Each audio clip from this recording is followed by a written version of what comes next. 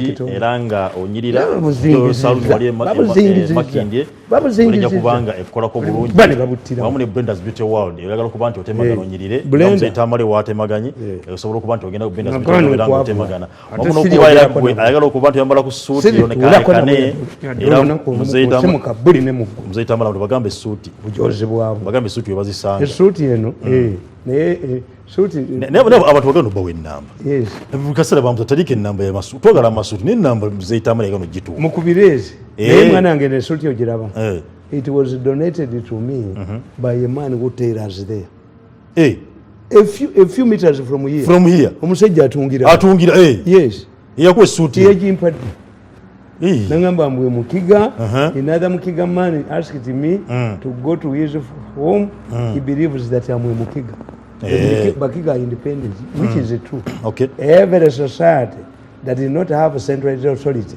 but was a new republicanism look at America and Canada they're the same people bano abagala obwakabaka balagawo obwakabaka buno buyina ennyo nonagye bwononamu omuntu you have a person yakufaanana naye ate ng'olina to mystify him afuuke ekirala so people in the republican societies babeera independent a man told me we mukiga tebatambula mu kisiikirize kya muntu mulala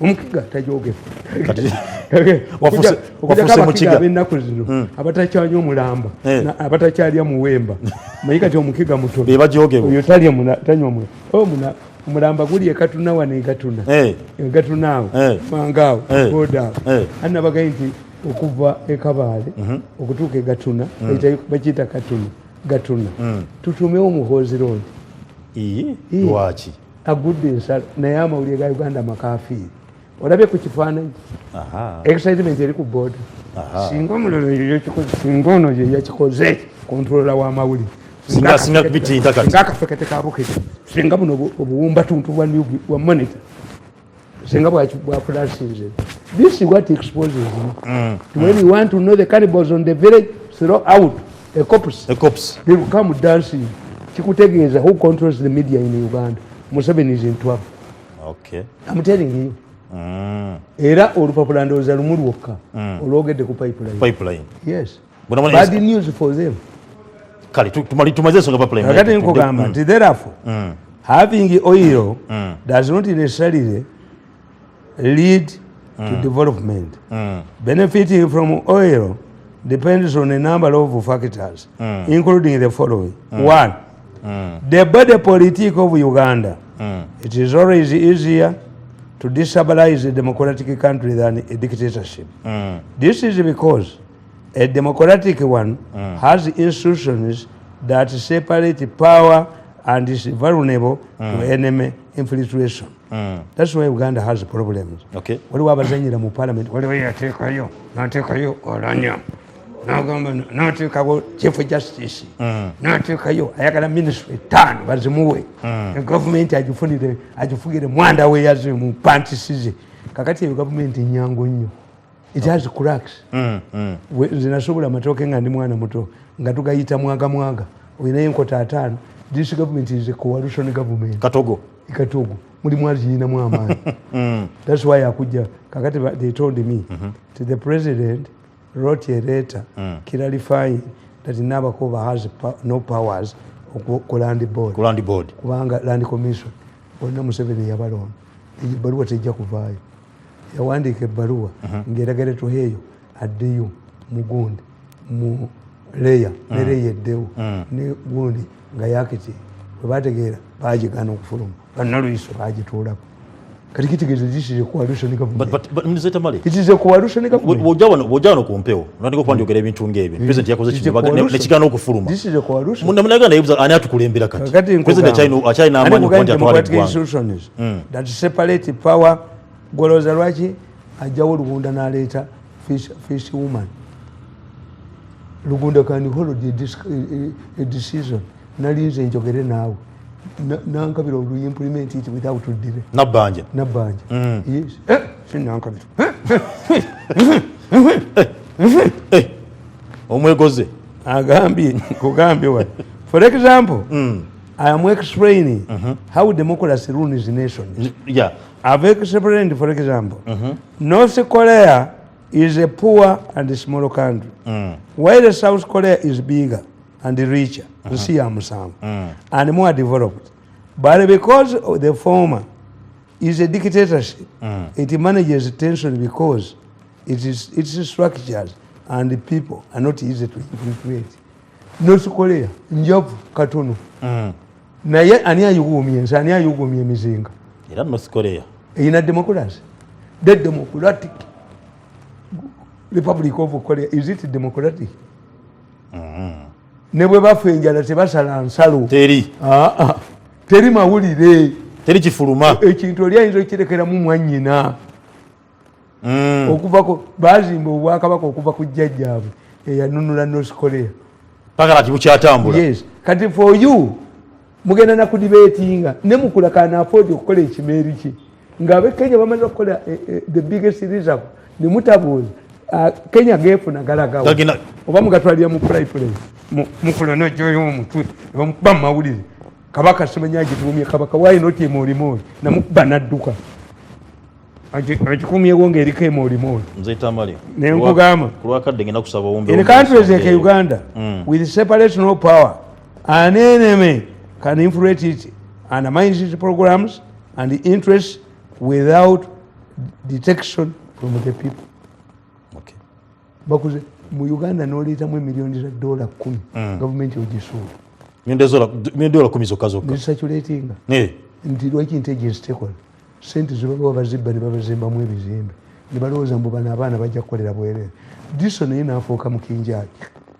N'atabaala ebintu by'abantu. Abaali abadde ababbi abaali akose. Kuba sente zeeno baazikola ki?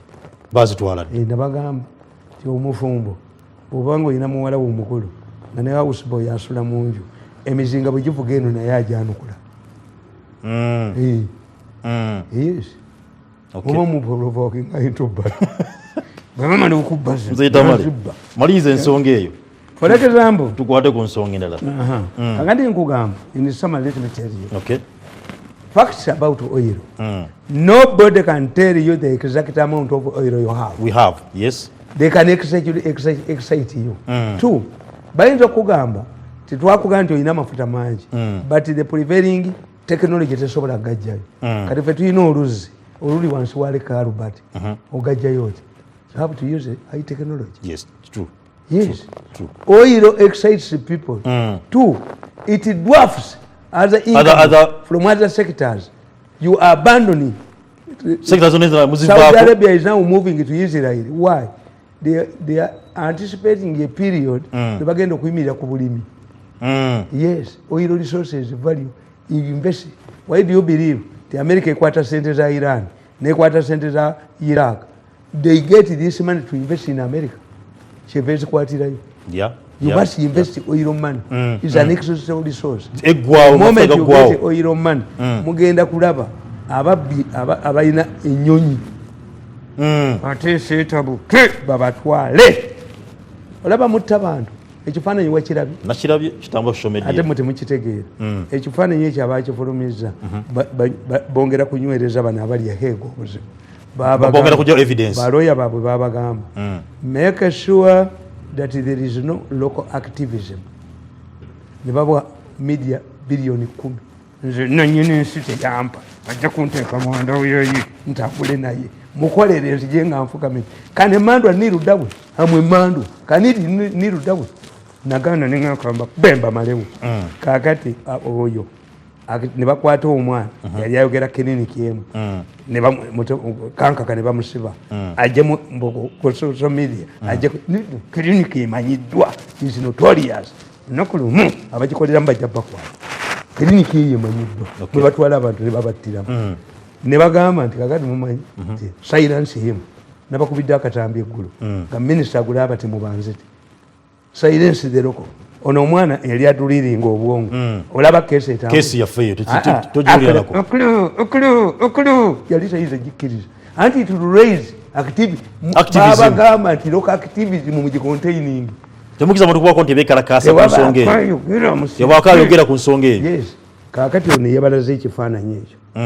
ayongereza bali kakasa nti butuufu ebituwa ebiri niya waliwoyo kola bakwatirweyo ono akwatirweyo talidda kamwenge ono oyo talidda kamwenge bali mukuba ne bamutya balitunda mu woteri we n'asasula kale kakati eyo ate ogenda kulaba nze mbategeera media yaabwe kati they are creating a trouble for those people because the case ebali bubi nnyo ebatuddemu kifuba kakati bwe bawakula olutalo bannaabwe tebaagala baplayinge any role in future politics babakwatidde mindi abafuuyire mindi abayina buli kamu mwe ne mubba oli mulogo abayina buli kamu sente muziina tuzina zikizikola nojjo obenefa 5 billion zange nako katwale akomunako kekazikiriza omuliro kamba tere mukampulira kamba bijogondi bamalimu kati amafuta kiyekyo 2 amafuta dwarfs income from other sectors and finally you embark on ivory tower projects flyovers.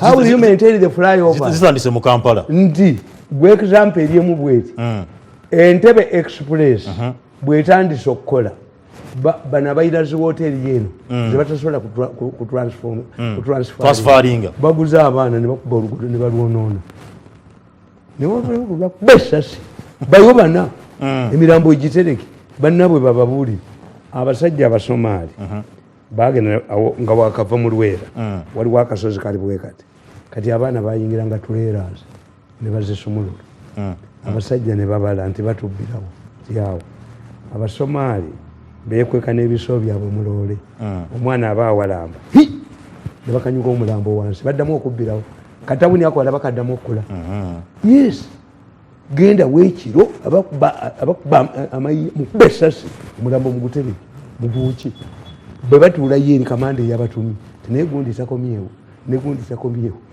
takomyewo ate baddawo kyekigenda mu maaso batutta waliwo sikwadi etukuba obukubi abaana abayaayi ne balemesa oluguudo solution ogimaze oggiwa anti fe tukiyita liyo politiki liyo politiki is opposite nomopolitiki liyo politiki kitegeeza nti kati nzije liyo politiki katudde mu liyo politiki mbakubira eddala mbakunamye mu nsi loko ku internet muganya amawulire nze kamba yakobo topalogulamu yangemu nakayisusuko bakabere kitawako bamutte kakati ate bibeerewo temumpadde sente ye temukyasobola kunfuga kakati ate international community ebali bubi besi liyo politiki kale mzee Tamale kutumaza liyo politiki katudde ku nsonga y'okuba twava wano nakulokesuubiza abantu okubanga tutunulira ensonga y'okuba nti waliwo onzita kumacha bakutta waggulu baba bamanyi transition tewali yeyagalanga kisobokulembeze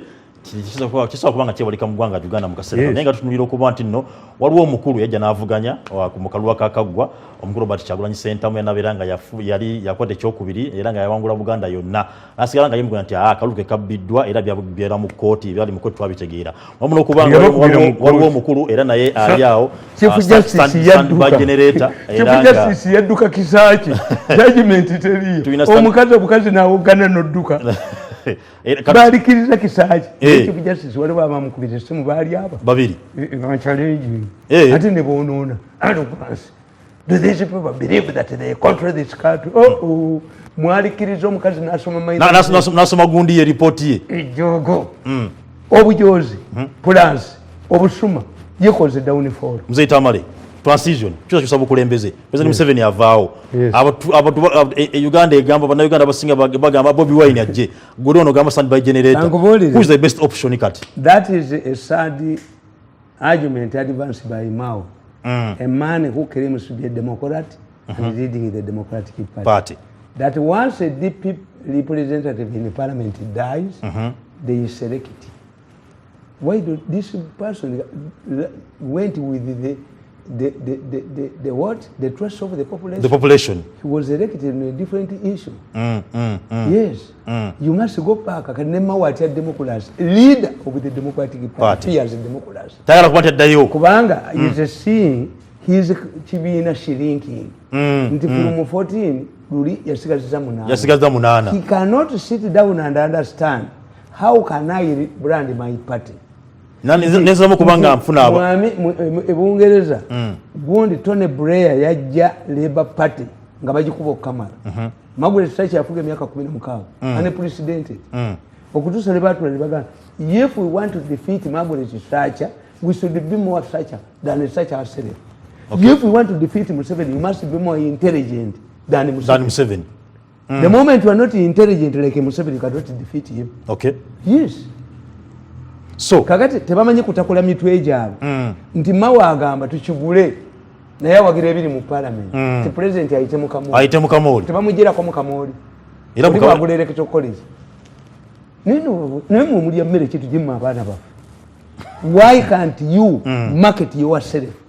Nti today if I evaluate your my program nemanye ne teyatunze nyeno yatunze kufunamu bano bana bafuna sei but I tia wazereti yisu je wabadde ko si yabadde mu gwa I record myself. Yes. Why bwekiri to go back and listen to my tapes nina point zemba developing and zigana develop them in different platforms. Yes. Okay. In many cases where I have seen one person collecting me kuba mala kusoma nti kakati argument ejo ogamba an election is a World Cup. Okay. There is no small trophy in the World Cup.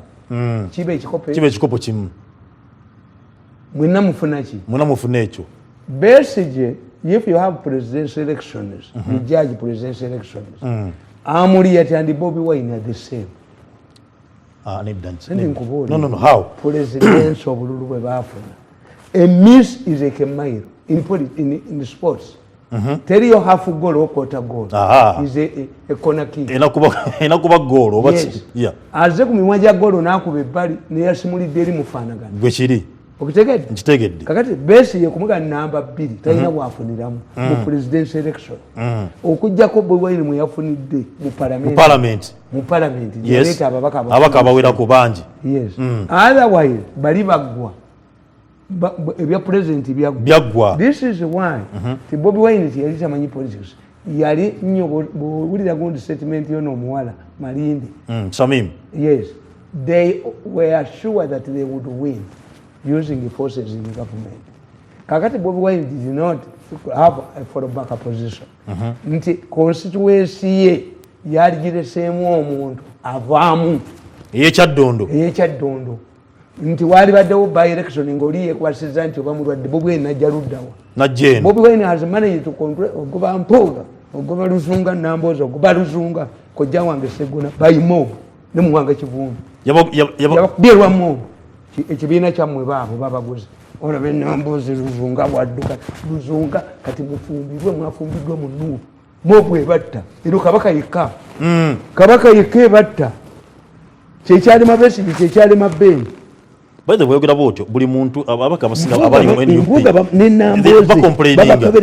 babagobereranga nga olaba omusota ono Bwanika temuli. Bwanika is advancing a stupid argument. No, but how stupid is it? How stupid is it? By Mbabazi. How stupid is it? Kubanga omusajja agamba abana babonabonera mu makomera. When you see we have criminals and prisoners of conscience. Prisoners of conscience, it means you disagreed on politics. Criminals must be charged in a court. In a court of law. How do you negotiate a crime? Dr. One, yabayingira mu buyingizi. President yamuwa 3 square miles n'Essembebwe batulundire embuzi enjeru ne billion 6. Where is the money? Bwanika, where is the money? Pesa yote iko wapi? Mbuzi enjeru iko wapi Bwanika? These people talk because you don't know them. They cannot raise their heads when I'm around.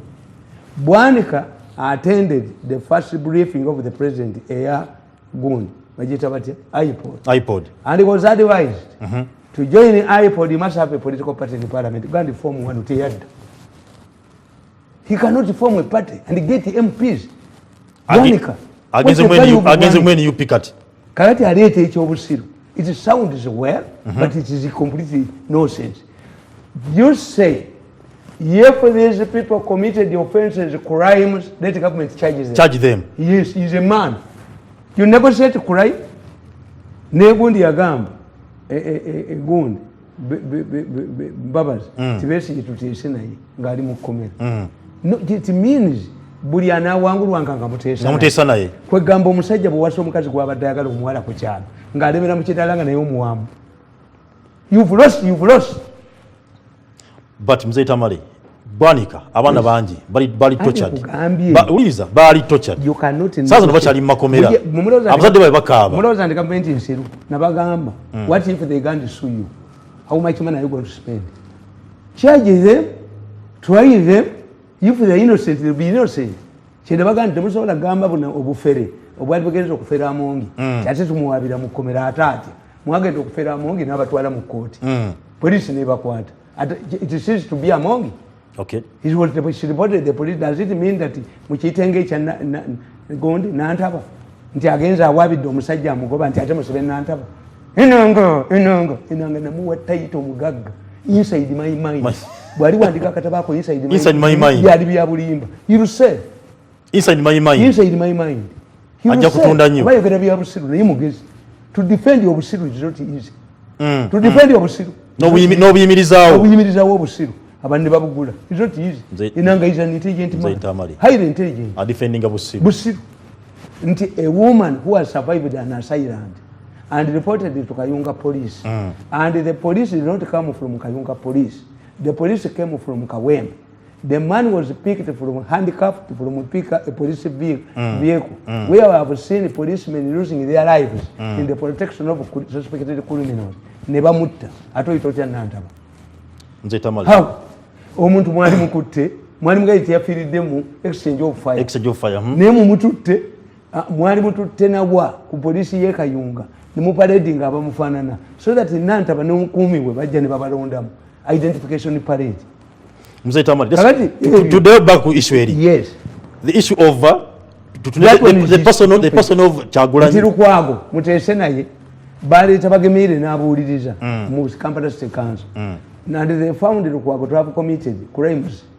Kakati ate muteesa naye Mbabazi yagamba muteese naye. Okuteesa naye kitegeeza administrative issues. You share power. Tumwali muleetedde bagemere. What are you going to do with the cases of a criminal nature? Mumulaba nkola ebyobusiru. Nkimanyi nti however much Museveni likes me, if it is true as you say. Once I shoot somebody who will surrender me, he surrendered the gundi zizinga nga bakava mu nsiko. Museveni cannot protect you. It does not condone criminality. Haja kuwayo. So if you want, you commit these administrative problems. Yes. Nemukule yamukiza n'amala okugenda mu kkooti ani namusasulira balooya ate nga yali agandi Museveni amutia. Ne bagenda mu derege ewaabwe ne bamutuukirira aba leaders baayo.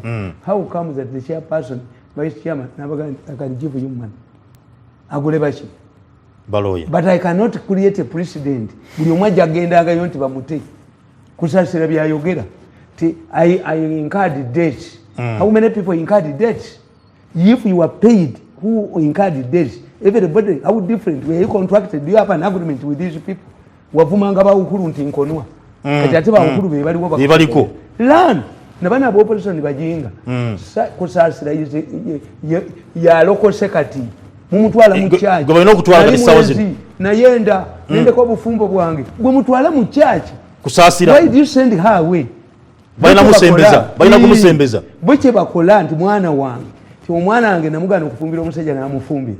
Amubonyabonyeza amukubi amulese mu ddwaliro nti afe. Mukomyawo waka. The Bible says of a political son, this man. Mzee Tamale ne. Nkubuulira mutimanyi sijjabba wagira kumusembeza. Bichabi mujjeno. Why is it that ebimujjeno kuba ntafunye byadayagala. 7 accommodates them. Kategaya na akomawo. Mzee Tamale ekijje kusasira eno. Ishu za kusasira zuli ya bulungi.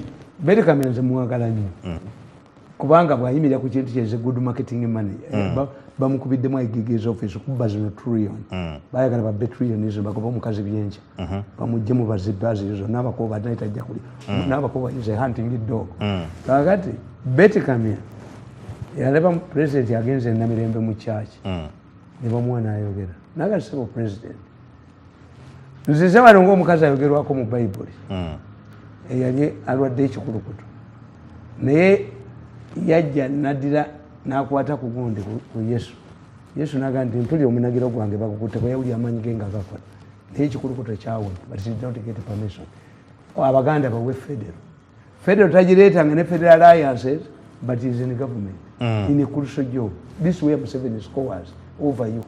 Tigwe Mirundi mulowooza nze singa konfekete kankube emyaka musanga nakalema agambe nti bayise nnyabo bankebera omutwe yurupe sinda basu manja bukedde kuri byasina mujjawo lwansonga mubanja sagala afe mbabanja miliyoni 10 kabusinga they will sell their properties. You cannot turn me into a corpse. Bagamba ukoreka kama go bagamba. That's why I like Muhwezi. Muhwezi yali misali information nagano kuzija ku stay ya government.